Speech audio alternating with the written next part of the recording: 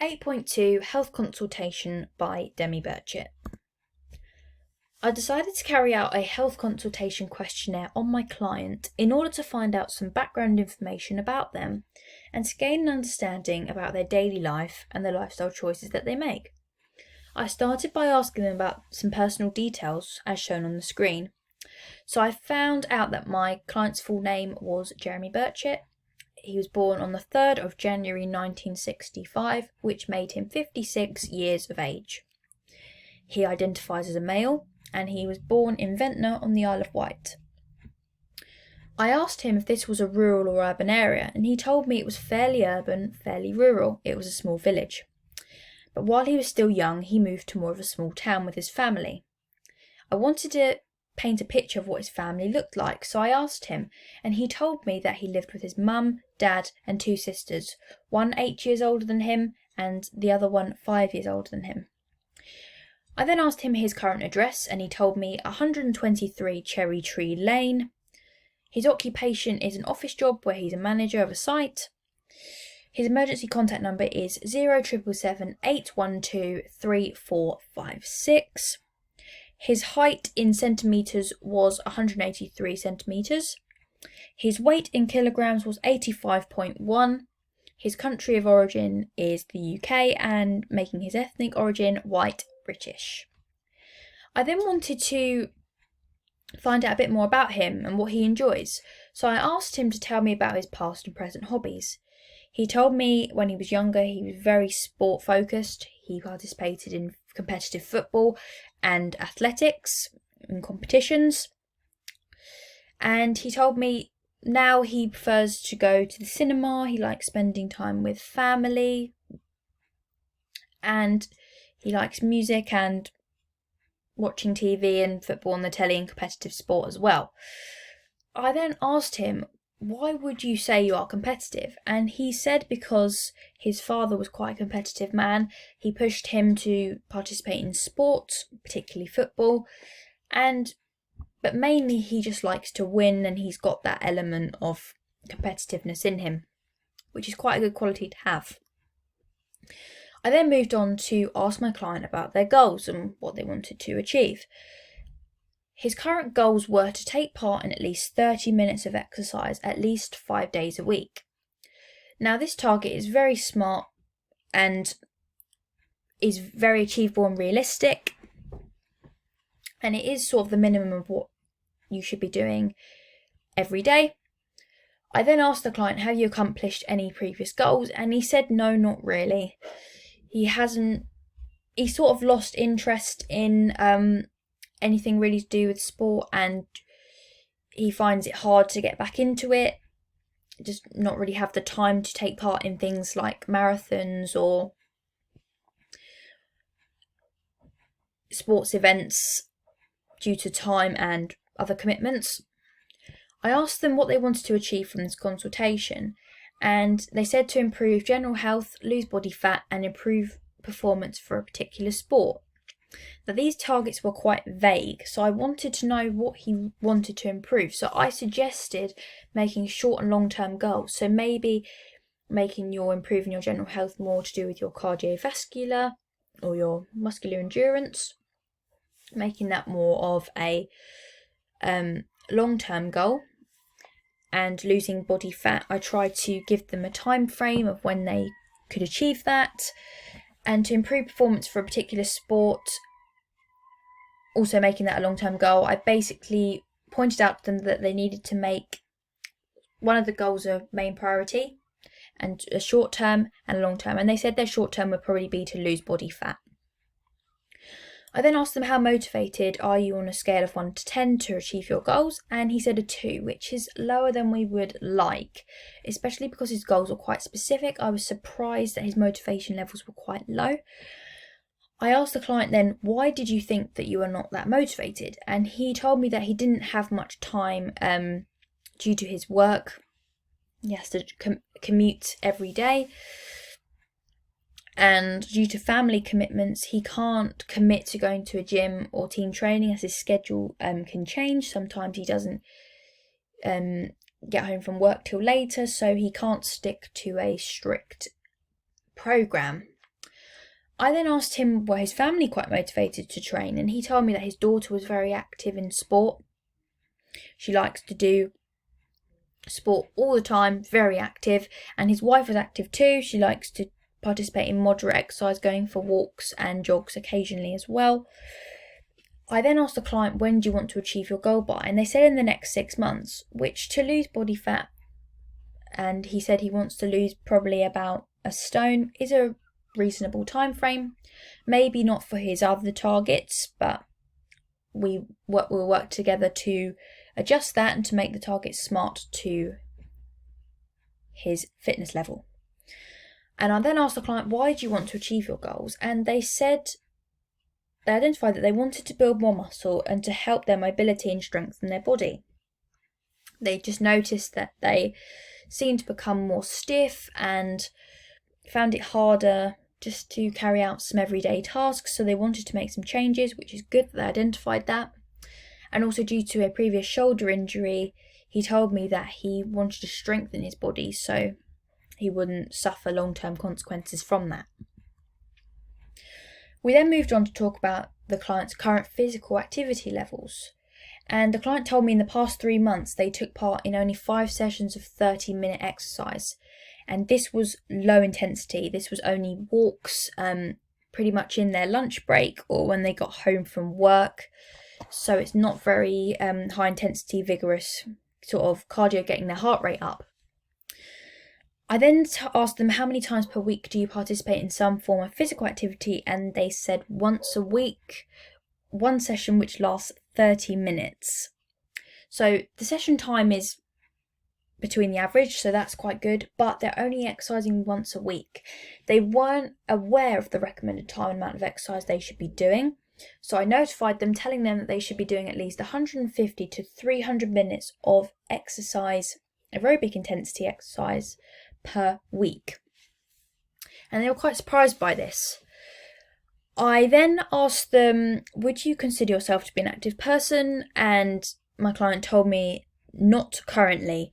They used to be, but because of the commitments that they have to make now and due to their job and having to travel, it makes it quite hard for them to be active.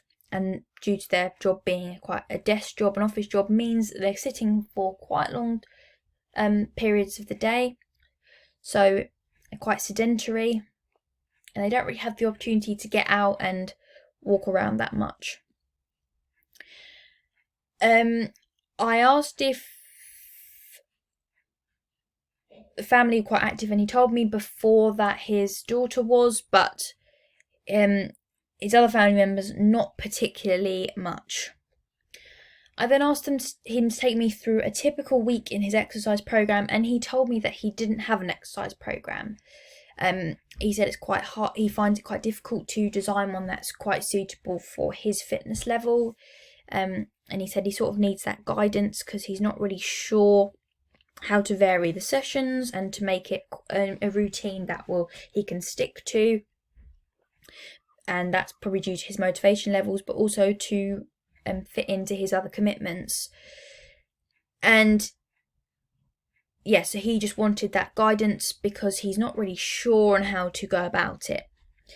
I then asked him what is his preferred method of transport. Do you prefer walking or driving? And he told me that he does like walking, but with his job, he can't walk to his job because his job is an hour and a half drive away. So he has to drive to his job or take a train, some sort of method of transport.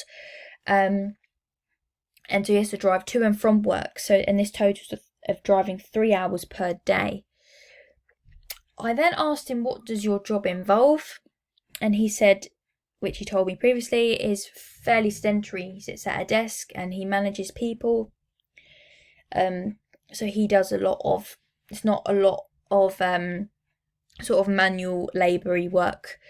So he's quite still and sedentary for most of the day. And then he gets into a car and comes home again. So he's pretty much sedentary for around 5 to 7 hours of the day, which is not great for a person of his age. He should be doing more physical activity, at least walking or some sort of exercise. I then moved on to ask the client about their nutrition and their diet, and I asked them if they think they eat a healthy diet, and he said that he reasonably does.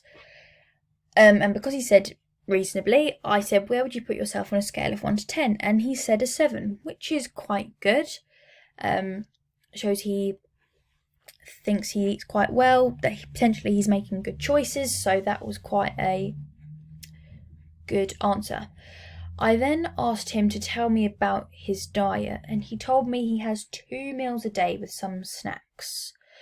Ideally, we would want the client to be eating 3 meals a day, and potentially making sure those snacks are healthy choices and not, for example, sweets, chocolate and sugary foods. I then asked the client, do you like cooking? And he told me yes, he likes to experiment with new recipes and just trying new things. He likes to travel a lot as well when he has the chance, and he's always trying new dishes and to experience the different cultures. So that was quite good. I then asked him, do you know how many calories you eat in a day? And he didn't know. He knew that for a male that you should be eating 2,500 calories per day, and a female is 2,000 calories, which was good that he knew what the recommendations were, but he didn't know what he was eating because he doesn't really look at what he's eating. So that could be a potential limitation that we could look at to change, to not necessarily calorie count, but have an idea of how much you're eating per day to make sure that you're not going too far over your limit or too far under the 2,500 mark. I also told him that those recommendations can vary depending on your physique and physical activity levels. So for someone who doesn't burn as much calories, it may be lower. Someone who's burning, obviously, maybe at least 500 calories a day, it may be higher. So just to make sure that they're getting the right nutrients and the right diet. I then asked, do you eat breakfast every morning? And he told me no, he doesn't, because of his job. He has to get up early and he doesn't have time to make something, so he pretty much has to get up and straight to work. I said, when you do eat breakfast, what do you like to eat? He said, I like to eat breakfast on the weekends because I have more time. He likes to eat poached eggs and avocado, which is quite a healthy choice. You've got quite balance in there in terms of the protein, the carbohydrates from the bread and the avocado, contributing to 105 a day. I then said to him, how many fruit and vegetables do you eat as part of your 5 a day? And he said, I aim to have a portion of fruit with each meal. So he eats around 4 to 5 pieces, which is good. You should be eating 5 a day. So he's contributing towards that very well. And due to his job, I did ask him what time he gets up, and he told me he has to get up at 5 o'clock every day. So he doesn't have time to prepare meals. So I said, I was thinking as a strategy and a recommendation that he could perhaps prepare his breakfast the night before. So then he can just get it out the fridge, take it to work or eat it before he has to leave if he gets up slightly earlier. I then asked him, do you eat late at night? And he said no, he doesn't. He tends to eat about an hour or two when he gets home. And I then asked him, how many glasses of water do you consume a day? And he told me that he drinks about 2 litres. And I said, how many glasses a day? And he said between